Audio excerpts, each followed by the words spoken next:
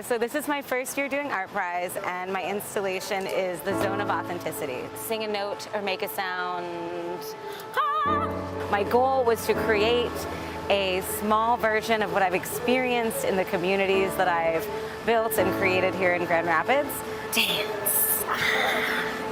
It is an interactive installation that is meant to help people get in touch with their most authentic self, and it's intended to be a safe space for people to experience small truths and pleasures that will eventually lead to more self-love, more self-forgiveness, more compassion, and to showing up as who they truly are in the world. So often our identities are dictated by the conditioning influences around us, like our families, our loved ones, our schools, our churches, our society, and social media is even a newer influence on that. And so this is meant to be a space to separate from all that conditioning and just realize and step into who you are, the parts of yourself you consider strengths, and especially to lean into and love the parts of yourself that society has taught us to reject or hide or overcompensate for. My inspiration for this piece is all of the people that I've engaged with through my work over the past few years. So I work as a human design guide and a somatic coach, and so it's very much inspired by my one-on-one clients and this moment of release and relief and validation they receive when they recognize that they can and should show up as the most authentic version of themselves, and that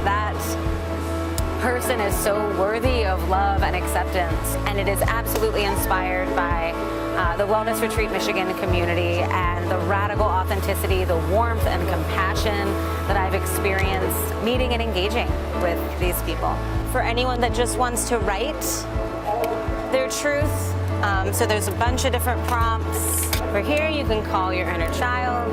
If you really want to get into the inner child stuff, I have some awesome ribbons in here to get silly. Most of the materials were donated, found, lent to me by community members. The actual partition for the zone is actually a toddler fence, and I decorated that toddler fence with faux flowers, faux leaves, feathers, fake birds, all kinds of things. I just wanted it to be really, really colorful. I wanted to grab people's attention, and I wanted it to feel a little bit like nature in the middle of all this concrete downtown.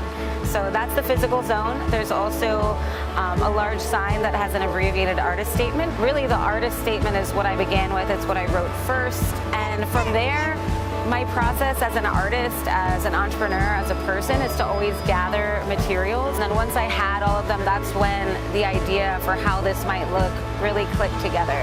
There's some nonverbal prompts on the back of these mirrors.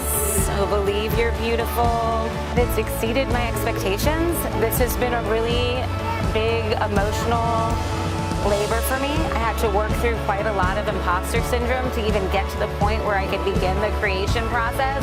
I think it turned out beautifully. It's been amazing to watch people engage with it, and I can't wait to look at all the journals over here and see what people have written. So I'm very happy with how it turned out, how it looks.